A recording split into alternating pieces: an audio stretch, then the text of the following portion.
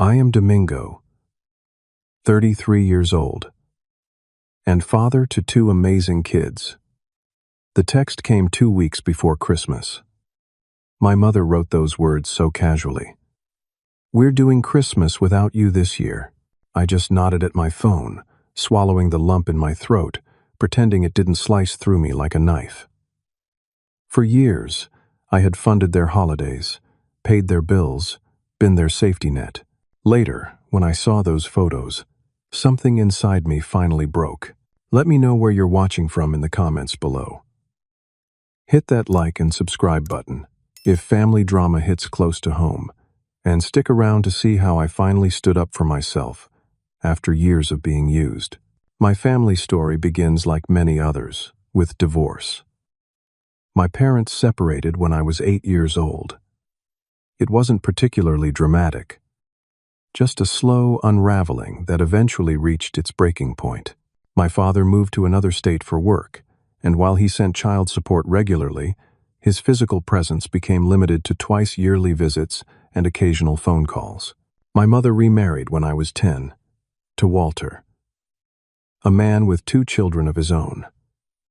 Thomas was 7 at the time, and Laura was just 4. From the beginning, it was clear that Walter saw me as an outsider, not in any overtly cruel way, but in those small moments that children pick up on. The way Thomas and Laura got new school clothes while mine were secondhand. The way their accomplishments were celebrated with dinners out, while mine earned a simple good job. The way Walter would roughhouse with Thomas but keep a polite distance from me. As the oldest child, responsibility fell on my shoulders early. By 12, I was watching my half-siblings after school. By 14, I had my first job bagging groceries, contributing to household expenses because Walter had decided I was old enough to start pulling my weight. Thomas and Laura never had to work during high school. That was a privilege reserved for Walter's real children. Despite these challenges, or perhaps because of them, I excelled academically. School became my sanctuary, and my grades became my ticket out. I earned a full scholarship to a state university, double majoring in computer science and business. College was the first time I felt truly free. No family tensions, no walking on eggshells, no constant reminder that I was somehow less than. My career in software engineering took off quickly. By 25, I was earning 6 figures at a tech company in Seattle, with stock options that would later multiply in value. Almost immediately, I became the family's unofficial bank. It started small. My mother needed help with a medical bill. Grandmother Rose, my mother's mother who lived an hour away, needed a new water heater.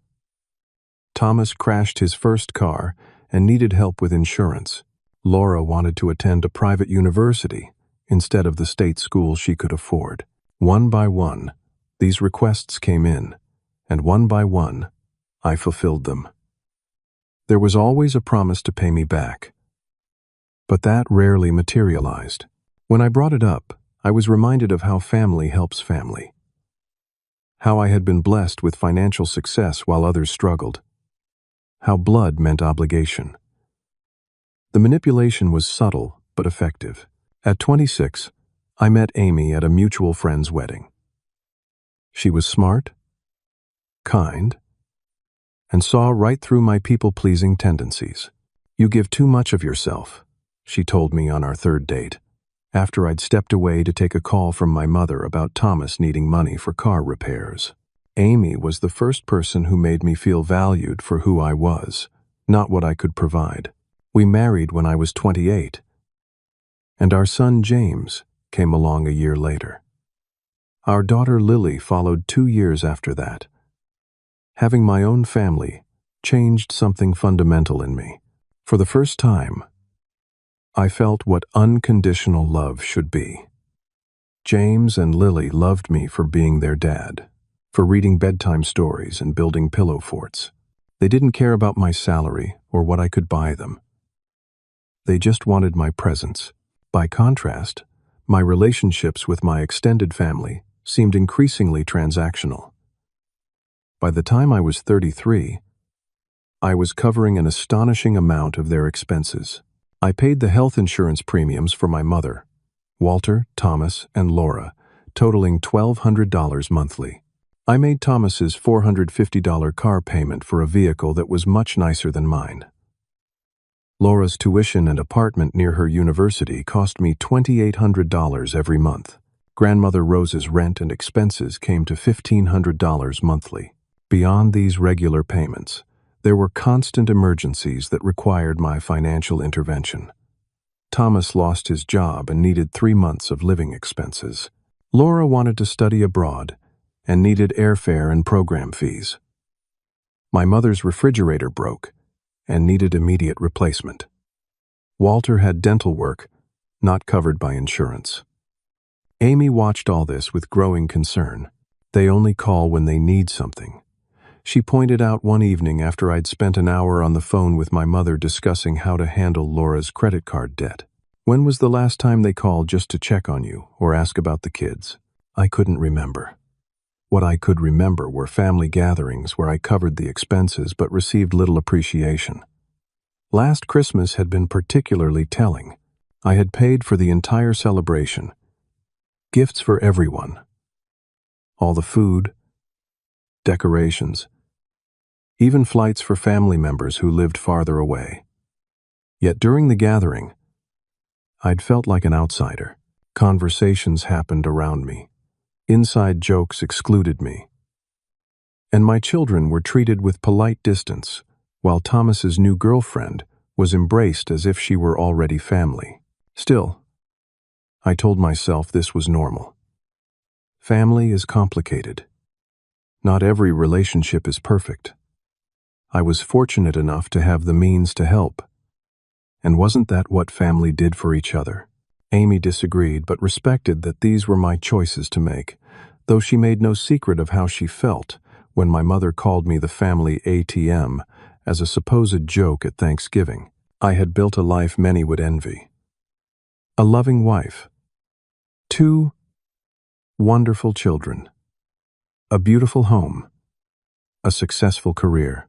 Yet beneath it all ran this current of unease, of feeling that I was valued more for my wallet than my presence. I ignored that feeling, pushed it down, made excuses, until that text message forced me to finally confront the truth. The text arrived on a Tuesday morning, exactly 13 days before Christmas.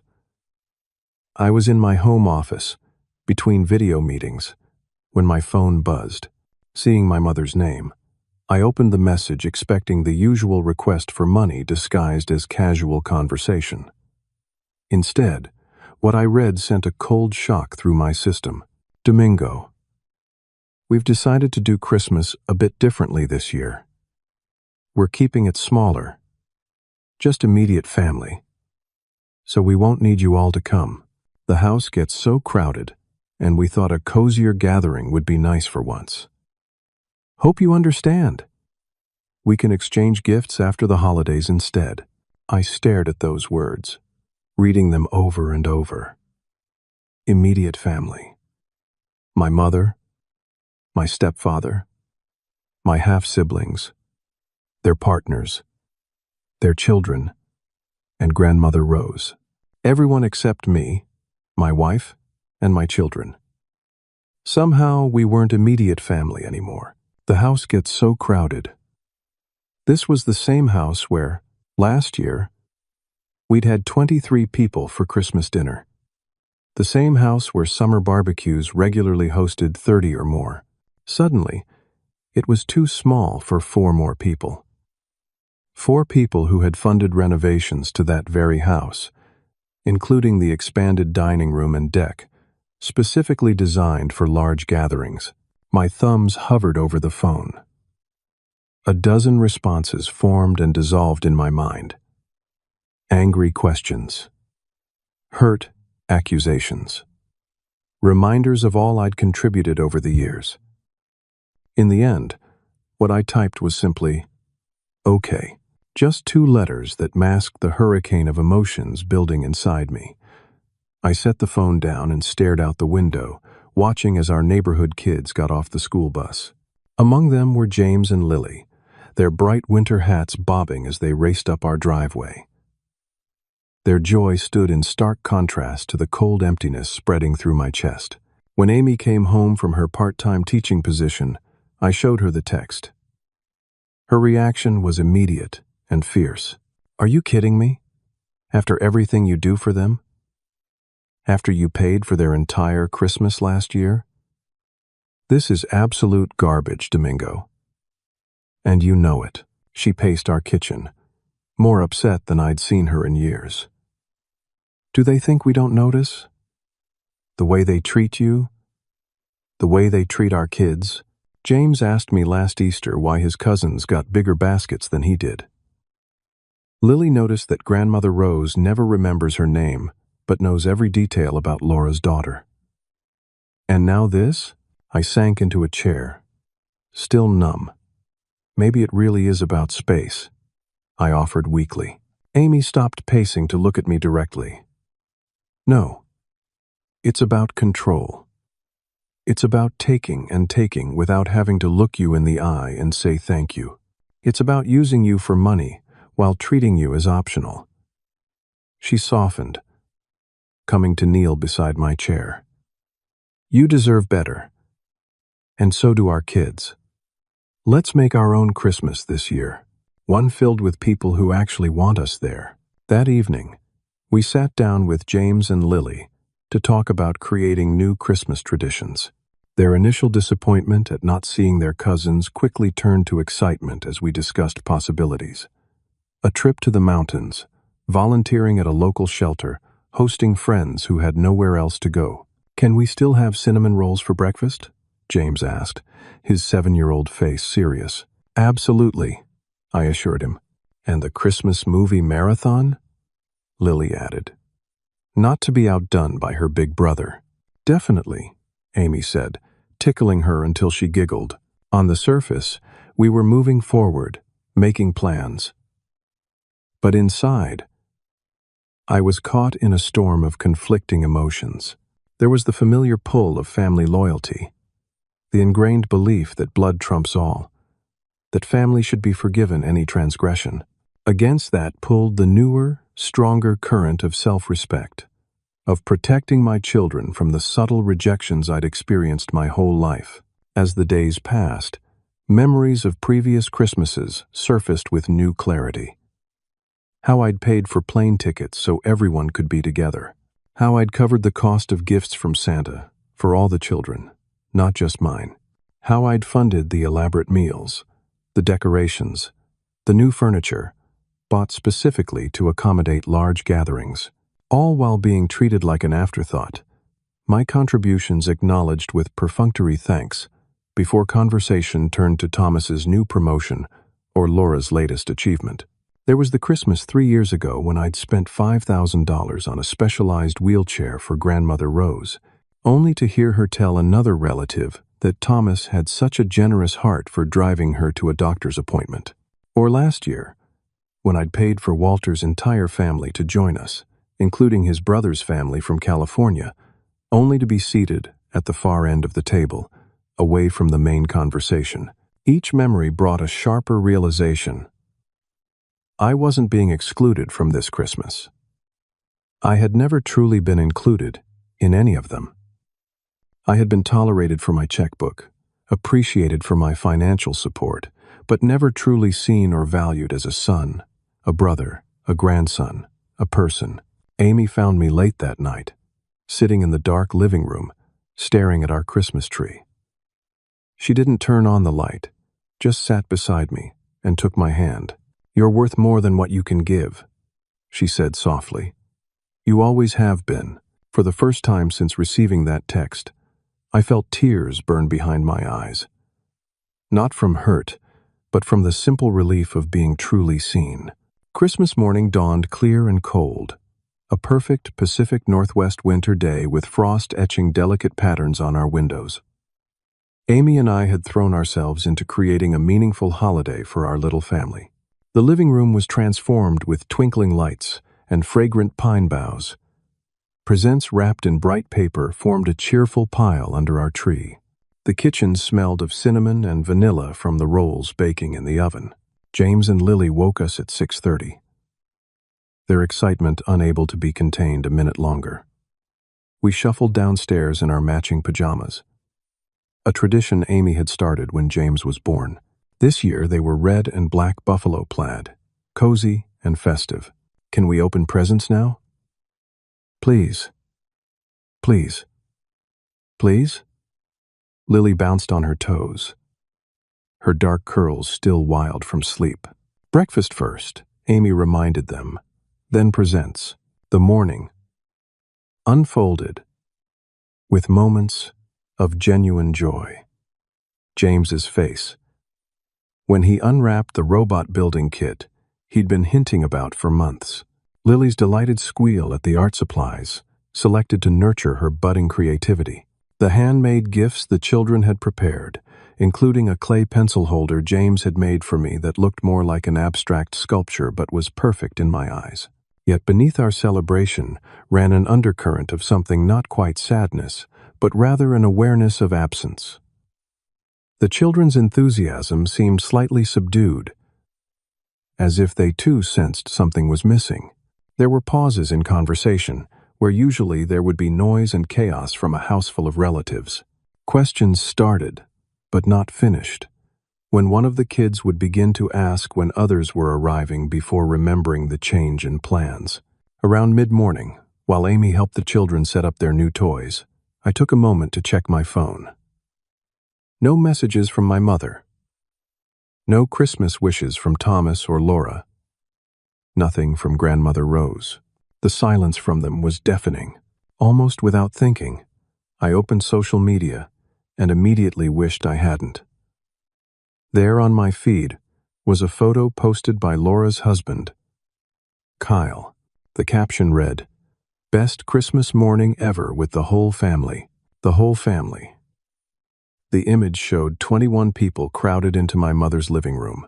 There was my mother, Walter, Thomas and his wife, Laura and Kyle and their daughter, Walter's brother and his wife and their 3 kids, Walter's sister and her husband and their 2 teenagers, and Grandmother Rose looking spry and happy in the center of it all. Everyone wore matching pajamas, green and white striped sets that must have been ordered weeks in advance. I swiped to the next photo.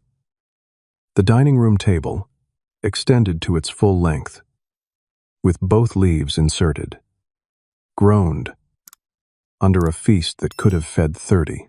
The too small house somehow accommodated everyone perfectly. The cozier gathering appeared to include everyone except us. Another swipe revealed mountains of presents under their tree, professionally wrapped with coordinating papers and ribbons. The kind of display that took planning, preparation, and considerable expense. Who had paid for all of that? The question answered itself before I'd even fully formed it. Most painful was the 4th photo. Grandmother Rose holding Laura's daughter Emma on her lap. A beautiful, leather-bound book open between them. It was the family storybook, a treasured heirloom containing 5 generations of family history, photos, and stories. Grandmother Rose had promised it to me years ago, saying that as the eldest grandchild, the responsibility of maintaining family history would fall to me. Apparently, that had changed along with my status as immediate family. "Dad? Who's that?" I startled at James's voice, not having heard him approach. He was looking over my shoulder at the phone screen, his brow furrowed in confusion. "That's Grandma, and everyone at their house," I said, trying to keep my voice neutral. James stared at the images, his young face processing what he was seeing. Then came the question that shattered my heart. "Why weren't we there, Dad?" How could I answer that? How could I explain exclusion and conditional love to a child who should never have to understand such concepts? How could I tell my son that the family he should be able to count on had decided we weren't worth including? I set my phone down and pulled him onto my lap, buying time to find words that would protect him while still honoring truth. "Sometimes, buddy, families celebrate in different ways," I finally said. "This year, We decided to have our own special Christmas. Just the four of us. And look how great it's been. We got to stay in our pajamas all morning, eat cinnamon rolls for breakfast, and nobody rushed us through opening presents. He considered this, his expression thoughtful. But we always go to Grandma's for Christmas. Did we do something wrong? Absolutely not, I said firmly. You did nothing wrong. Neither did I or Mom or Lily. Sometimes adults make decisions that don't make sense, and it has nothing to do with you being anything less than the amazing boy you are. James nodded slowly. Not entirely convinced, but willing to accept my explanation for now. Can we go sledding later? He asked, changing the subject in the way children often do when processing difficult emotions. You bet, I promised. Relief washing through me at the reprieve. Over his shoulder, I caught Amy's eye. She had been standing in the doorway, Lily beside her, both of them having heard the exchange. Amy's expression held a mixture of heartbreak and fury, her lips pressed into a thin line to contain words too harsh for young ears. Lily, sensing the tension but not understanding it, moved to join James and me. I made a picture for Grandma, she announced, holding up a drawing of what appeared to be people standing under a tree. Can we take it to her? And there it was again, that knife twist of watching my children process rejection while trying to shield them from its full impact. Amy crossed the room swiftly, kneeling beside us. That's beautiful, sweetie, she said, her voice steady. Despite the emotion I could see she was fighting. We can mail it to Grandma. I bet she'll love it. As the children moved away to work on more drawings, Amy took my phone and scrolled through the photos. With each swipe, her expression hardened. They're wearing new pajamas, she noted, and that dining table setting looks professional. Did you notice the flowers in the centerpiece? Those are out of season. They must have cost a fortune. She handed the phone back to me, her hands shaking slightly. Are you still covering the health insurance for all of them? And the car payment? And the tuition? I nodded, a heavy weight settling in my stomach. Do you know what this is? She asked, her voice quiet but intense. This is a family enjoying all the benefits of your financial support while deliberately excluding you from their celebration. They took your money and literally closed the door in your face. The truth of her words hit me with physical force. Years of justifications, excuses, and rationalizations crumbled under the weight of those photos. No misunderstanding could explain this away. No logistics could justify this exclusion. This was a deliberate choice to take what I gave while shutting me out. And my children, my innocent children, were collateral damage in their calculation. After the sledding expedition and hot chocolate, after the Christmas movie marathon and turkey dinner, after bath time and story time and tucking our exhausted children into bed, Amy and I sat at our kitchen table with 2 glasses of whiskey and a spreadsheet open on my laptop. I need to see it all, I said. Every payment, every account, everything I'm covering for them. Amy nodded, understanding exactly what I was doing. For hours, we compiled the full extent of my financial entanglement with my extended family. The numbers were staggering when laid out in black and white. Health insurance for my mother, Walter, Thomas, and Laura. $1,200 monthly. I had added them to my company's excellent family plan years ago, when Walter was between jobs. Even after he found employment, keeping them on my insurance just made sense because the coverage was better. That temporary solution had somehow become permanent. Thomas's car payment, $450 monthly for a luxury SUV I had co-signed for when his credit wasn't good enough. The original agreement was that I would help with the down payment only, but when he missed the first 3 payments and risked repossession, I started covering it temporarily. That was 2 years ago. Laura's education. $2,800. Monthly for tuition, apartment, meal plan, and spending money at a private university. She had lost her partial scholarship after her sophomore year due to dropping grades, but didn't want to transfer to a more affordable school. Rather than see her drop out with debt and no degree, I had stepped in. Grandmother Rose's expenses: $1,500 monthly for her senior living apartment, medications not covered by Medicare, weekly house cleaning service, and grocery deliveries. Despite her comfortable pension and Social Security, these extras had somehow become my responsibility. Beyond these regular expenses were the countless emergencies and special requests. $3,000 for Thomas when he was laid off. $5,000 for Laura's study abroad program. $2,700 when my mother's refrigerator died. $4,000 for Walter's dental implants. The list went on and on. Over the past year alone, I had given them more than $70,000 beyond the regular monthly support. Money that could have gone into my children's college funds. Money that could have allowed Amy to pursue her dream of opening a small bookstore. Money that, apparently, had bought me nothing but exclusion and disrespect. I had no idea it was this much, I said, staring at the total. How did I let this happen? Amy's hand covered mine. Because you're generous. Because you love them, despite how they treat you. Because you've been conditioned your whole life to believe that your value to them is what you can provide. The truth of her assessment hit home. Since childhood, my worth had been measured in utility. Good grades to make my mother proud. Babysitting to help the family. Working jobs to contribute to household expenses. As an adult, that pattern had simply evolved into larger contributions. I can't do this anymore, I said, the words feeling both terrifying and freeing. I won't do this anymore. Amy squeezed my hand. What do you want to do? What I wanted was surprisingly clear. I want to end every single payment. All of it. I want to close the accounts I've set up for them, remove them from my insurance, cancel the automatic transfers. I want to be free of this obligation that was never really appreciated. Are you sure? They're going to be furious. I thought about James's face when he saw those Christmas photos. I thought about Lily's drawing for a grandmother who didn't want her presents. I thought about the casual dismissal in my mother's text. And I thought about the 21 people celebrating with the resources I provided while deliberately excluding me and my children from the celebration.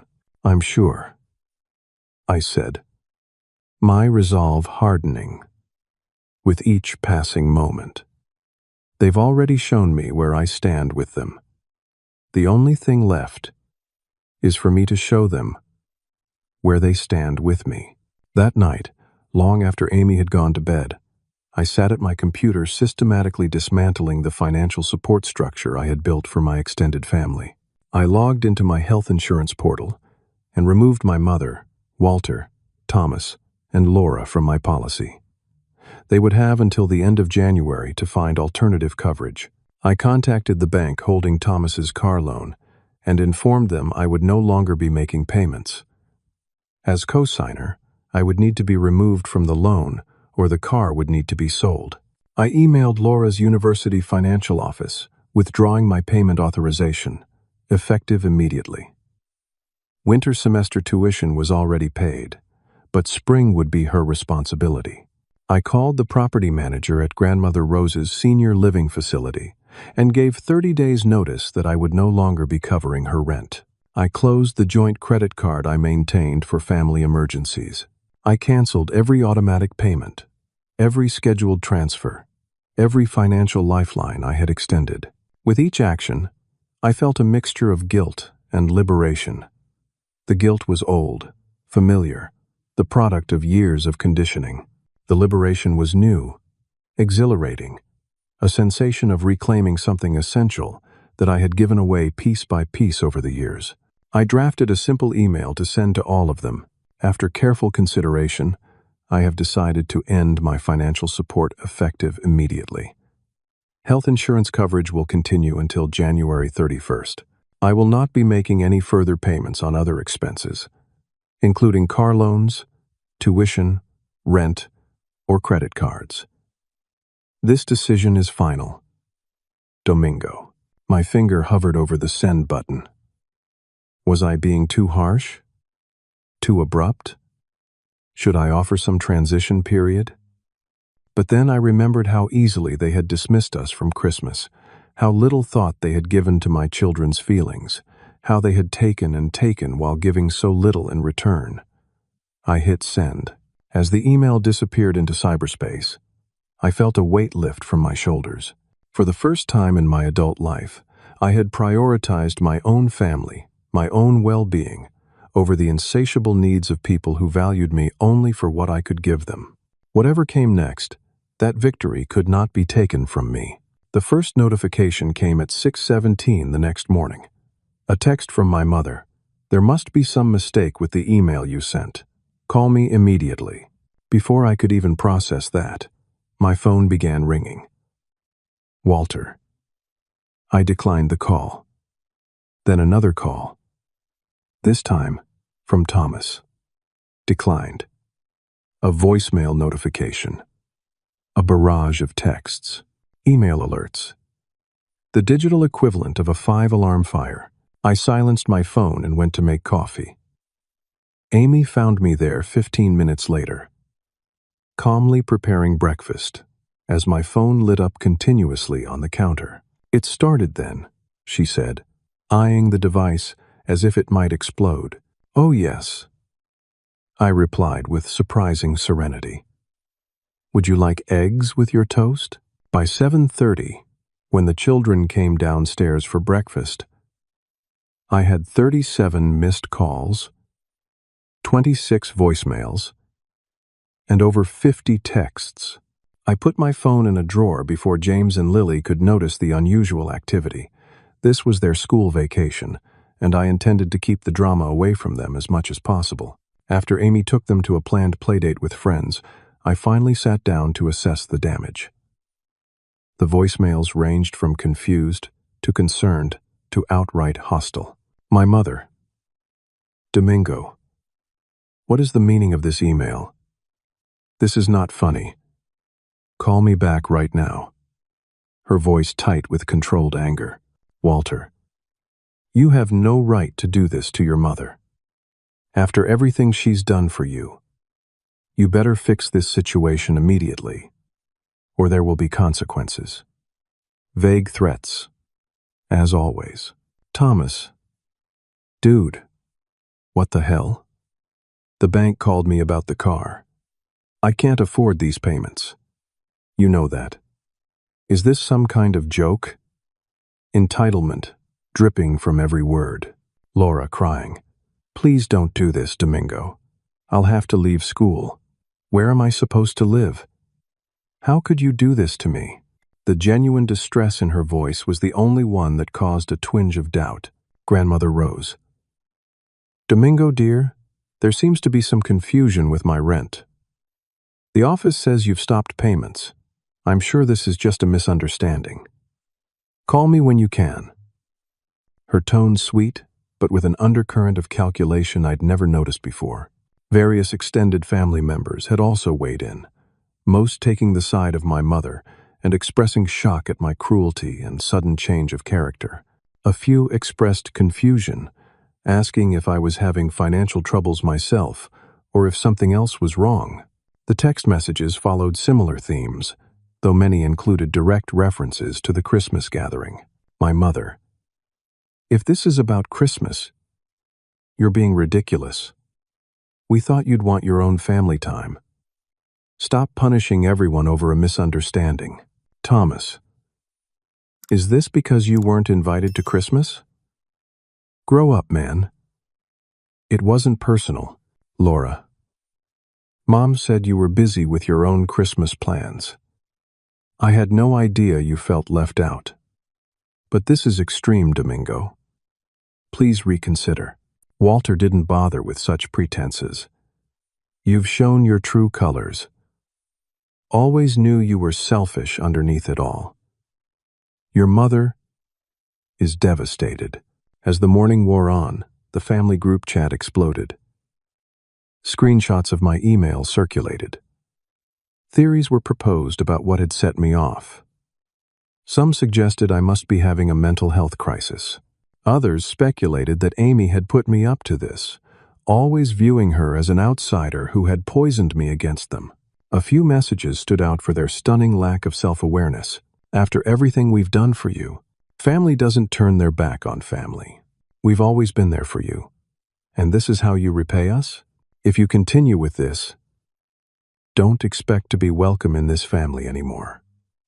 This last one, from Walter, contained an irony so perfect, I actually laughed out loud. Around noon, I received a message from my cousin Ryan, my mother's brother's son, who had always stood slightly outside the family drama. Saw what's happening in the group chat. Didn't know you weren't at Christmas, man. That's messed up. For what it's worth, I always thought they took advantage of you. Do what you need to do.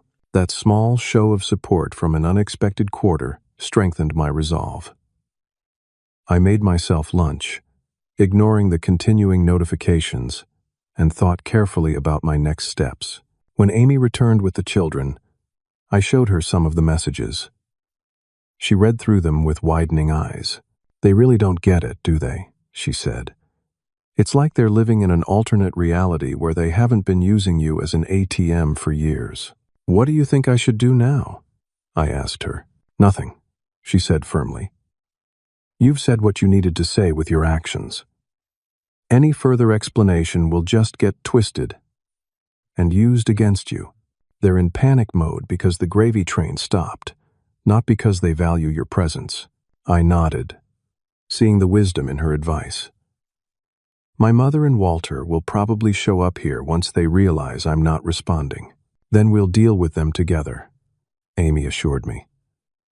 But for now, let's enjoy our day with the kids. This drama has taken enough from our family already.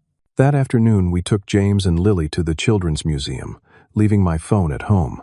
For 4 blissful hours, I was just a dad watching his kids explore and learn, not the family banker dealing with account closures. The normalcy was its own kind of therapy. When we returned home, there were 3 more missed calls from my mother and a text saying simply, "We're coming over tomorrow at 10 a.m. to discuss this in person. Be there." Not asking, telling. The familiar dynamic of my entire relationship with her. Are you ready for this? Amy asked that night as we lay in bed, her head on my shoulder. I think so, I said. For the first time, I feel like I'm standing on solid ground with them. I'm not asking for anything, not expecting anything. I'm just stating what I will and won't do from now on. I'm proud of you, she whispered. This has been a long time coming. Despite the confrontation looming ahead, I slept better that night than I had in years, as if some chronically tensed muscle had finally released. The decision was made. The consequences, whatever they might be, would be weathered. For once, I had chosen myself and my children over the endless demands of people who had proven they didn't truly value me. My mother and Walter arrived at precisely 10 o'clock the next morning, punctuality being one of Walter's few virtues. Through the front window, I watched them approach, noting how their faces were set in identical masks of righteous indignation. This would not be a conversation. This would be an attempt to bludgeon me back into compliance. Amy had taken James and Lily to her sister's house for the morning, shielding them from what promised to be an ugly confrontation. I was grateful for her foresight. This was a burden for adults, not children. I opened the door before they could ring the bell. Come in, I said simply, leading them to the living room where I'd prepared coffee more out of habit than hospitality. My mother started in before even sitting down. Domingo, I don't know what kind of game you're playing, but it needs to stop immediately. Do you have any idea what you've done? I do, actually, I replied, my voice calmer than I'd expected. I've ended my financial support to people who have demonstrated they don't consider me or my children part of their family. Walter's face flushed with anger. This is about Christmas? Are you that petty? Your mother wanted a small gathering for once, and you throw a tantrum like a child. I looked at him steadily. 21 people is not a small gathering, Walter. I saw the photos. Everyone was there, except us. My mother's expression flickered briefly, realization dawning that her lies had been exposed. But she recovered quickly. We didn't think you'd want to come. You're always so busy with Amy's family. You didn't ask, I pointed out. You informed me we weren't welcome. There's a difference. Well, I'm sorry if my wording hurt your feelings, she said, not sounding sorry at all. But punishing the entire family financially over a miscommunication is completely disproportionate. I took a sip of my coffee, using the moment to gather my thoughts. This isn't punishment. It's consequence. For years, I've provided financial support while being treated as an outsider. I've paid bills, covered emergencies, funded education, all while watching my own children be treated as less than their cousins. The Christmas exclusion was simply the final straw. So you'll let Laura drop out of college? Let your grandmother be evicted? Let Thomas lose his car? All because your feelings got hurt? Walter's voice rose with each question, his face growing redder. Those consequences are the result of their choices, not mine, I said. Laura chose a school she couldn't afford. Thomas bought a car beyond his means. Grandmother Rose has a pension and Social Security but chooses to spend beyond that. My absence from their lives will not create these hardships. My presence was simply delaying the inevitable. My mother changed tactics, tears filling her eyes. I don't understand what happened to you. You've always been so generous, so giving. Has Amy poisoned you against your family? The attempt to blame Amy ignited a flash of anger I quickly controlled. Amy has supported my relationship with all of you for years. Despite seeing how one-sided it was, if anything, she's shown more patience than any of you deserved. So that's it? Walter demanded. You're cutting us off completely? Turning your back on family? I'm prioritizing my actual family, the wife and children who love me for who I am, not what I can provide. I leaned forward, meeting his gaze directly. But I'm not closing the door entirely. I'm willing to have a relationship with anyone who can acknowledge how I've been treated, apologize sincerely, and commit to more equal treatment going forward, especially toward my children. This is blackmail, my mother hissed. No, this is boundary setting. I corrected her. Something I should have done years ago. The conversation deteriorated from there, cycling through accusations, guilt trips, and increasingly desperate appeals. At one point, Walter suggested I might have legal obligations to continue some of the financial support, particularly for Laura's education, since I had made a commitment. When I calmly pointed out that no such legal obligation existed, his bluff called. He resorted to name-calling. After an hour of getting nowhere, they finally left, my mother's parting shot being, "You'll regret this when you've calmed down and thought clearly." For the first time in my life, I felt completely calm and clear in my thinking where my family was concerned. There was sadness, yes, but also certainty that I had done the right thing. In the days that followed, various family members reached out individually. Thomas was initially furious, calling me selfish and heartless.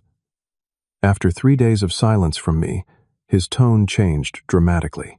He called again, this time to say he understood why I felt taken for granted and apologized for his role in that. He also mentioned he was looking into selling the SUV and buying something more affordable. It was the first genuine conversation we'd had in years. Laura's reaction was more complex. First came anger, then tearful pleas, then resignation. Finally, a week after my decision, she asked if we could meet for coffee, face to face, away from our mother's influence. She admitted she had felt uncomfortable about the Christmas exclusion, but hadn't spoken up. She also acknowledged that she had taken my financial support for granted. We discussed options for her education, transferring to a state school, applying for scholarships and loans, getting a part-time job. I didn't offer money, but I did offer guidance. And for the first time, I felt like her brother rather than her banker. Grandmother Rose surprised me most. She sent a handwritten letter that arrived 10 days after Christmas. In shaky but determined script, she apologized for her role in taking advantage of my generosity and for the Christmas exclusion. "I should have insisted you be included," she wrote. "Family means nothing if we only embrace those parts convenient to us." Her genuine remorse moved me, and I called her that evening. We spoke for an hour about how things had evolved to this point, and while I maintained my position on financial support, I assured her our relationship could continue on more balanced terms. The extended family reactions split along predictable lines. Those who had themselves been caught in Walter's orbit of favoritism understood my position, while those who benefited from the status quo condemned me. Walter's siblings, who had attended the Christmas gathering, refused to speak to me at all, apparently shocked that the golden goose had finally flown the coop. 3 weeks after my decision, my mother requested a family meeting. Suspicious, but willing to hear her out, Amy and I attended. To my surprise, it wasn't an ambush, but a genuine attempt at reconciliation. My mother, without Walter present, admitted that they had deliberately excluded us from Christmas because Walter had been angry about my questioning some financial requests in November. She acknowledged that they had come to see me primarily as a resource rather than a son, and while she stopped short of a full apology, her admission was more than I had expected. Some family members made sincere efforts to repair relationships, accepting the new financial reality while seeking more meaningful connections. Others couldn't adapt to the change and gradually drifted away. Walter remained hostile, viewing my boundary setting as a personal attack on his authority. My mother straddled an uncomfortable middle ground, wanting relationship but still occasionally slipping into old patterns of financial expectation. Through it all, I maintained my position. Financial support had ended permanently. Relationship was possible, but only on terms of mutual respect. My wife and children would be treated with the same consideration as any other family member, or we would not participate. These were non-negotiable conditions. And for the first time in my life, I felt no guilt or uncertainty in enforcing them. The family restructuring was painful but necessary, revealing who valued me as a person and who had only valued my wallet. It was a harsh lesson, but one that ultimately created space for more authentic connections with those willing to meet me as an equal rather than a resource.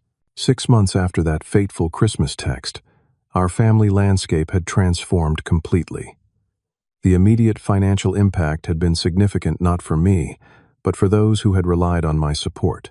Thomas had indeed sold his luxury SUV, replacing it with a used sedan he could afford on his own. Laura had transferred to the state university for her final year, working part-time at the campus bookstore to cover expenses. Grandmother Rose had downsized to a smaller apartment in the same complex. My mother and Walter had made lifestyle adjustments I wasn't privy to, but which I assumed were substantial given the amount of support they'd lost. More meaningful were the changes in my immediate family. Amy and I had started seeing a therapist to process the years of family exploitation and its impact on our marriage. What could have driven us apart instead brought us closer as we worked together to establish healthier patterns and protect our children from toxic dynamics. James and Lily had shown remarkable resilience. After honest, age-appropriate conversations about family relationships, they seemed to understand that sometimes distance is healthier than forced proximity. We'd established new traditions, including monthly volunteer work at a local shelter and Sunday dinners with a growing circle of friends who had become our chosen family. With the money no longer flowing to my extended family, We had increased our children's college funds, taken a family trip to Yellowstone National Park, and set aside capital for Amy's bookstore dream, which was now in the planning stages. The financial freedom was liberating. But even more valuable was the emotional freedom from obligation and resentment. My relationship with my extended family had found new equilibrium. Those who had genuinely apologized and changed their behavior now enjoyed a more authentic connection with us. My cousin Ryan and his family had become regular guests in our home. Thomas, after his initial anger, had made sincere efforts to build a relationship based on brotherhood rather than financial dependency. Grandmother Rose called weekly, not to ask for anything, but simply to chat with me and the children. Others remained at arm's length. Walter had never apologized and maintained that I had betrayed the family. Several of the extended family members who had benefited most from my generosity sided with him, occasionally sending guilt-inducing messages that I now recognized as manipulation and ignored. My mother existed in a complicated middle ground. She had acknowledged the unfairness of the Christmas exclusion and made occasional efforts to repair our relationship. Yet she still struggled to fully accept the permanent end of my financial support, sometimes slipping into hints and suggestions about expenses she was finding difficult to manage. Our relationship remained tentative, improving in some ways while still carrying the weight of past patterns. As summer turned to fall, we began planning for the upcoming holiday season. This year, we would take the children to Hawaii for Christmas, creating memories far from the complications of extended family gatherings. For Thanksgiving, we would host a dinner for those family members who had shown they valued our presence over our presents, along with friends who had supported us through the transition. The children had processed the family changes in their own ways. James, analytical even at 7, had asked thoughtful questions about why some family members had stopped visiting. We had answered honestly, emphasizing that relationships should be based on mutual care and respect, not obligation or financial exchange. Lily, at 5, was more focused on the immediate joys of our new traditions, though she occasionally asked about Grandmother Rose, with whom she had maintained a special bond. My own healing journey had been profound. Through therapy and reflection, I had come to recognize how deeply ingrained my provider role had been, how I had measured my worth by what I could give rather than who I was. Breaking that pattern had been like learning to breathe again after years of subtle suffocation. I had learned to set boundaries, not just with family but in all relationships. I had recognized patterns of people-pleasing in my professional life and addressed them, surprisingly finding more respect from colleagues as a result. I had discovered the difference between genuine generosity, which came from love without expectation, and compulsive giving, which came from fear of rejection. Perhaps most importantly, I had recognized the toxic patterns in time to prevent them from being passed down to my children. James and Lily would grow up understanding that their worth was inherent, not tied to what they could provide others. They would learn healthy boundaries by watching mine. They would understand that family should be a source of support and love, not exploitation and conditional acceptance. The life lessons had been expensive, both financially and emotionally, but invaluable. Self-respect requires action, not just thought. For years, I had known something was wrong in how I was treated. But it took concrete action, cutting off the financial support, to truly honor that knowledge. Love means respect, not exploitation. True family supports each other reciprocally, not through one-way extraction of resources. Family is defined by behavior, not just blood. Some biological relatives had proven themselves unworthy of close relationship, while friends had shown the loyalty and care that true family should embody. Modeling matters. By standing up for myself, I had shown my children how to value themselves and what healthy relationships should look like. We create the life and relationships we tolerate. By accepting exploitation for years, I had enabled it to continue. By finally saying enough, I had created space for healthier connections. As I tucked James and Lily into bed one night, my son asked a question that showed how much he had absorbed from our family transformation. "Dad," he said thoughtfully, "are you happier now than before?" I considered the question carefully. "Yes," I finally answered. "I am. Are you?" He nodded solemnly. "I like our new traditions." And you smile more. Out of the mouths of babes comes wisdom. We adults sometimes struggle, years to find. Have you ever had to make a difficult decision with family that ultimately led to greater happiness? Let me know in the comments below. And if this story resonated with you, please like, subscribe, and share it with someone who might need to hear that it's okay to choose your own well-being sometimes. Remember, setting boundaries isn't selfish. It's an act of self-respect that benefits everyone in the long run. Thank you for listening to my story. And may your own family journey bring you peace and authentic connection.